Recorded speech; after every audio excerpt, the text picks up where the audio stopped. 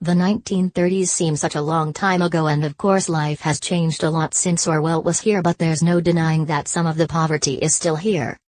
The way it makes people feel, that loss of hope and dignity, is still here too. We see it every day. We've all been there, struggling to pay our bills or feed the family, and we all know how hard it is. I've lived in this area for a long time, and I've seen the different ways people are affected. Children are still going hungry in the school holidays here, mums are still having to use food banks, and the cost of living is still going up. So what can we do? No one should be left to struggle alone. I don't care who you are. We meet people in some terrible circumstances. One young woman was pregnant and staying in a shed with her older partner. She already had a child in care. She came here after spending all day trying to get some help. No one wanted to take responsibility for them. We were able to get them a night in a hotel over the weekend so we could help her speak to the local authority on Sunday morning. That helped her in the short term, but obviously her long-term problems will be complex. We try and find new ways to provide support, ways that help deal with the immediate problem, help people in crisis without making people feel they are second class.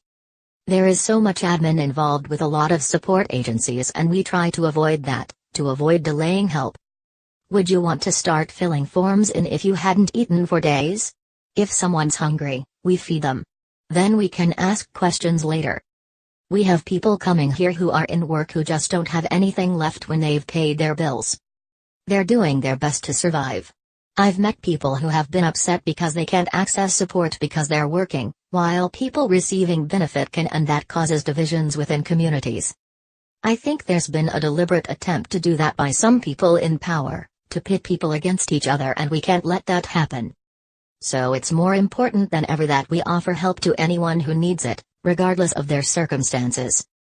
Poverty can leave people feeling very isolated, especially those that are already vulnerable, and they came here to socialize too, to try and find a community.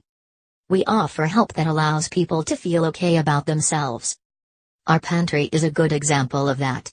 We have 600 members who pay £1.2 a year to use our pantry. We pick up food for free from local suppliers, people like Lidl and Tesco, and members can come with their membership card and buy what they need. Wigan Council's staff are brilliant at donating all kinds to help the people out there. Prices vary, but we often do 5 items for £1, and often 10 for £1, that kind of rate, and that includes household stuff and toiletries. We accept donations of things like shampoo and refill smaller bottles because that's something that's hard to when you're on a limited income.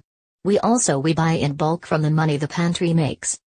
You can't get the savings that come from buying in bulk because you might not be able to pay up front for more than you need, or you might not have transport, but we do, and we can, then we can pass those savings on.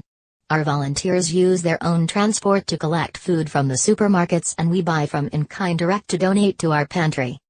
We cook and serve good food, at affordable prices here too. Our fish and chips are famous. People come for the company as much as the food. Giving people a chance to work is also important. If you've got kids, or debts, or you've been doing community payback, we will try and help. So we have staff here who have started off on community payback, then become contracted staff or social enterprises.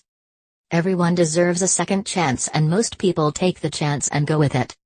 We'll do our best to offer work that fits with family commitments too. Raising a family is expensive.